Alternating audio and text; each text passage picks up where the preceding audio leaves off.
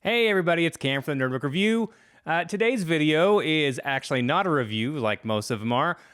Today I'm going to talk about the five series that have just destroyed my TBR this year.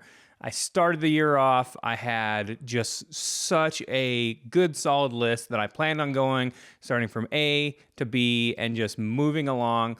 And literally the first book of the year completely blew that TBR up. And I ended up reading the entire Farseer Trilogy by Rob and Hobb right off the bat. I planned on reading just the first one as my classic of the month.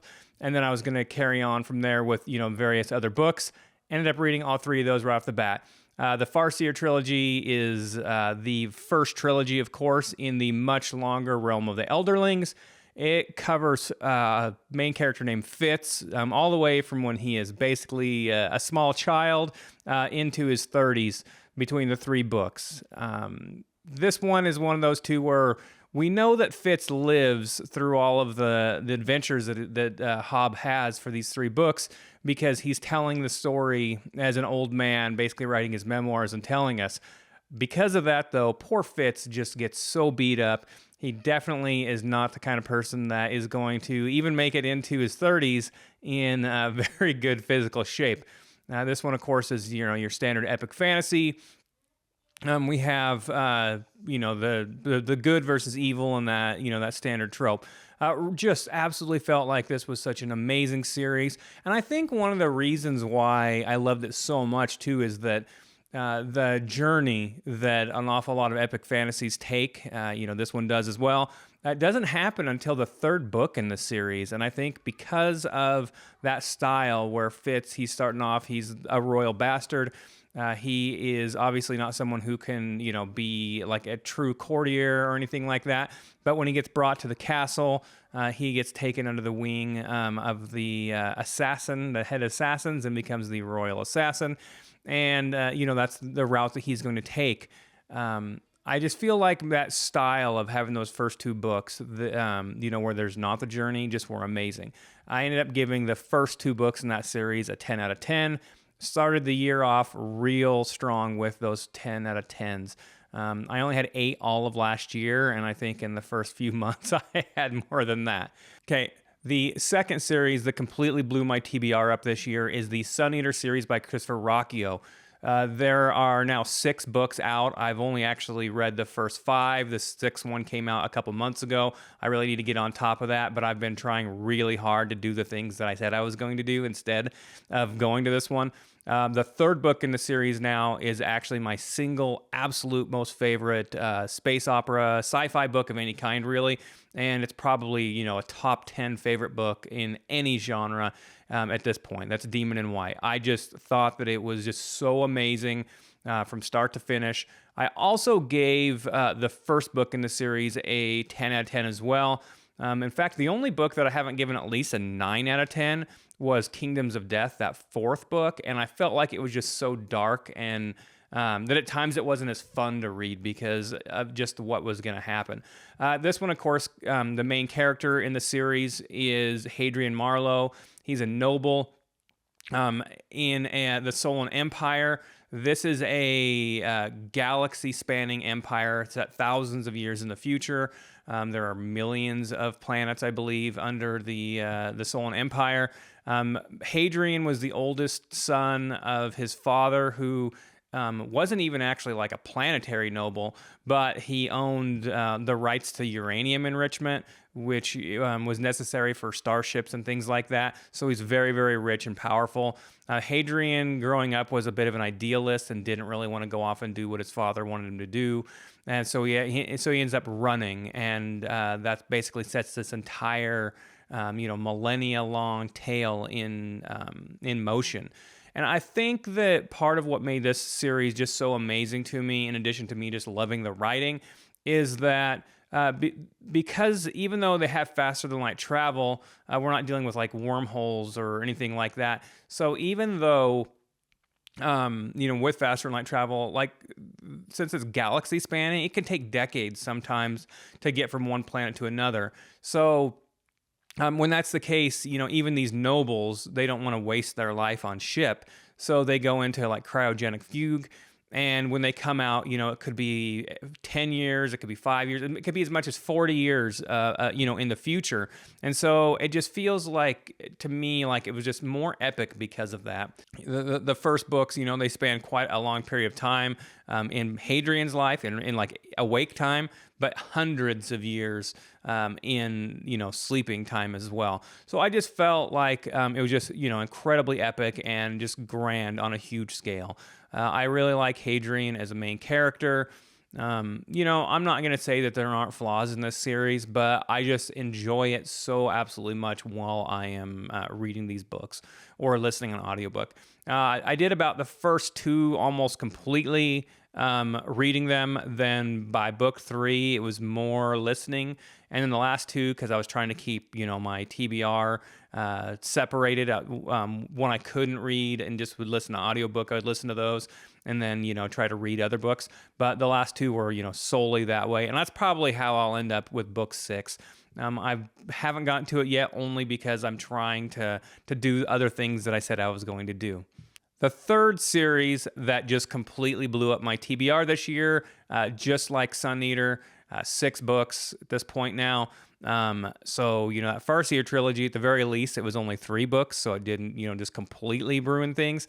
But Dungeon Crawler Carl by Matt Dinniman, it is a lit RPG, and it's amazing. I think I gave 3 of the 6 books 10 out of 10s. It's funny, like I mentioned, I only had a grand total of 10 stars or 10 out of 10s all of last year. And I think I had pretty close to 8, if not actually 8, between these 3 series alone. I think that Dungeon Crawler Carl, its lit RPG, it really got me started, just, throwing it away in the entire genre. But I think it's important to mention here that I think Dungeon Crawler Carl is an all-time favorite series of mine now, of any genre. Same thing with Sun Eater. You know what? Probably would have to slot Dungeon Crawler Carl like at number 3, maybe number 4 at the worst. Sun Eater, I think I might put Sun Eater one spot below it. So we're talking like Wheel of Time, Malazan, maybe Dungeon Crawler Carl like right after that. It's pretty darn high. What happens in this one is that Earth gets claimed by an intergalactic corporation. Apparently, us stupid humans forgot to file our counterclaim to ownership of the Earth. Way back when we were in the Egyptian era. It felt like that was like a little homage almost to the Hitchhiker's Guide to the Galaxy, right? Where we didn't have space travel capability, and we were supposed to have gone to wherever the central office was to make our claim to the planet. Didn't make it, so now we're the resources of Earth are being reclaimed. Corporations can do it however they want. One of those ways is an intergalactic, universe-wide game show, basically, that is being shown on Earth. The Earth becomes an underground dungeon. They have to go through levels after level. There's only about 10 million humans that got in. Billions of people died right off the bat. Anybody that was inside a building basically is pretty much dead. People that were outside, they were able to survive.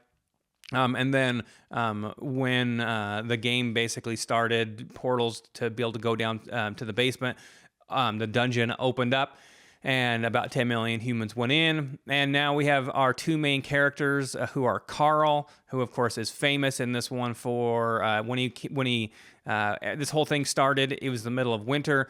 He was trying to get his ex-girlfriend's cat out of a tree. And so he was only wearing a leather jacket, a pair of heart boxers, and Crocs. He loses the Crocs pretty quick, but the AI in this one is pretty ridiculous. It's absurd. It's got a foot fetish. So basically right off the bat, Carl starts getting things that keep him barefoot. And some of his perks and bonuses that he has will actually go away if he, started wearing shoes. So he has a pedicure kit, for example, that he uses. The AI gets real creepy about watching Carl do things with his feet.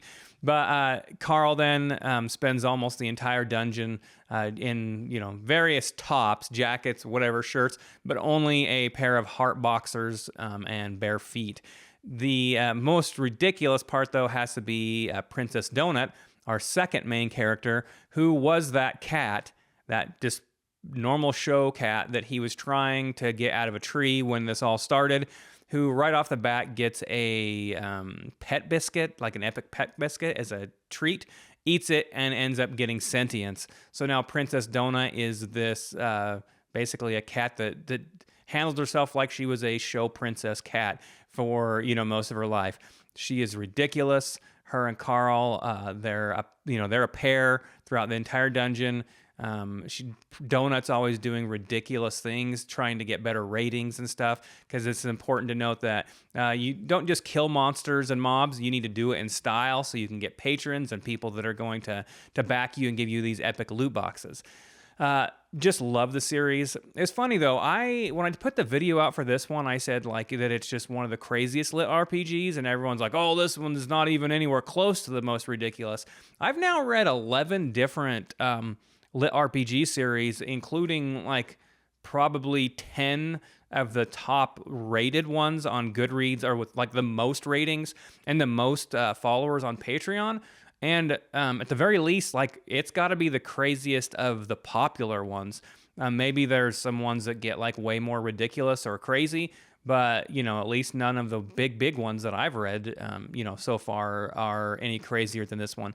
I just loved it no matter what the genre is. My wife now has gone back and re-listened to all of these. And one thing I want to note, that I think is really important, I think that because of the narrator on this one, Jeff Hayes, that you have to listen to these books. Buy the first audiobook. If you don't think that it's just amazing, then I don't really know what to tell you, because it is an amazing audiobook. I loved it. From the first book to the sixth, the seventh one still being made. Just absolutely loved it. One last note real quick too, is it's the only series I've ever actually thought about maybe contributing to the author's Patreon, because I just loved it. Okay, the fourth series and the fifth series the fourth series is called Superpowered by Drew Hayes. I so far am about finishing up the third one. The second book in the series I actually gave a 10 out of 10. The first book I actually only gave it 8, but I really, really liked this one. So Superpowered, each of the books that go year 1 through year 4, it is 5 kids. They're 18 years old. In this world, we have superpowered people, but there are also a group called Powereds. They have superpowers, but they can't control them. Those powers could range from anything benign and minor all the way up to, one of our characters, Vince, can basically ingest any kind of energy, and he accidentally drains the power grid for the whole southwestern United States at the beginning of the book, right? So bad to be a Powered. Ever since about World War II, when a superhero emerged and came out and let it be known that there are people with superpowers. Then they've had a superhero training program at various colleges where people are able to actually train to become a superhero and do superhero things. Even if you have superpowers, if you aren't certified by the government to become a superhero through the hero certification program, then you're not allowed to go out and do things, because insurance companies aren't going to be willing to pay for damages that you cause. This training program that lasts 4 years, basically from 18 to 22, your whole college years. Then you have to do an internship afterwards in order to become a practicing superhero. But I really loved it. I think that one of the things that I liked so much was that, so we follow 5 of those Powereds who were the first 5 to get a surgery done, or some sort of procedure. I assume it's a surgery, but it's actually not exactly mentioned yet. In order to be able to become supers and to be able to control their powers. And they go to college, Lander University. It's a fictional college in California. And they're trying to keep that whole secret of, form being Powereds, because supers don't like Powereds. And they've, been treated poorly for a long period of time. And even though they've had this procedure done, it's going to be looked down upon. But I think that what was so awesome about this was that we're seeing a slice of college life there's no missions that they take in this first at least 3 years that I've gone through where it's, a potential like earth-shattering, people are going to die, thousands of people or millions, whatever. That doesn't happen. We're just dealing with like 4 superpowered college kids who are trying to go through that training program, keep their secret.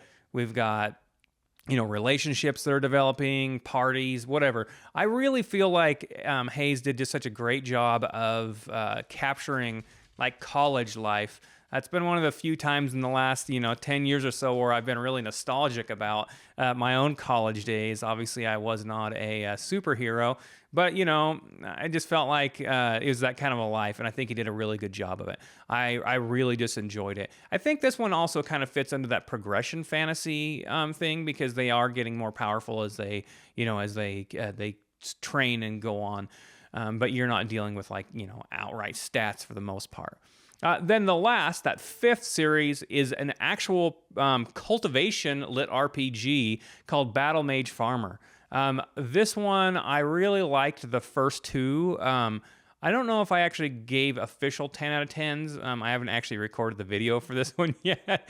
But the first 2 I just really loved. I think I liked the smaller slice of life of progression and this cultivation fantasy where they're still dealing with stats and boosting stats and doing things and, your magic and your skills and all that stuff. But it's not quite so in your face the same way that, some other lit RPGs can be. And I've really seen and noticed that since I've done 11 series now. The first 2 Battle Mage Farmers, I just really loved. I had a great time with them. They were a lot more low-key than some of the other lit RPGs. This is another one of those isekai portal type fantasies where our main character came from Earth. He was brought to this other planet in order to try to help save it and becomes a battle mage. But he becomes so powerful, this all happens before the series starts, that his ability to create mana and magic is so pure that it's actually poisoning the planet around him and, causing basically a doomsday scenario, right? And he's trying to figure out ways to avoid that during these books. The first 2 I really loved. Book 3 started to get dark, and book 4 I was just done with the series. So as much as I loved the beginnings, I liked the lighter-hearted nature of the first 2, where he's basically just trying to be a farmer and give up that battle mage life.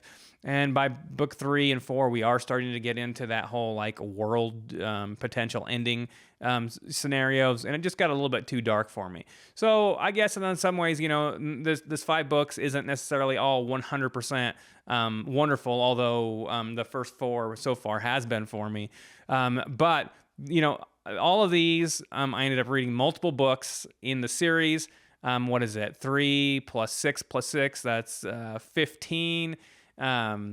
17 or 18. So 21 books already this year just between these 5 series, when I should have been, doing a whole lot of new books as well.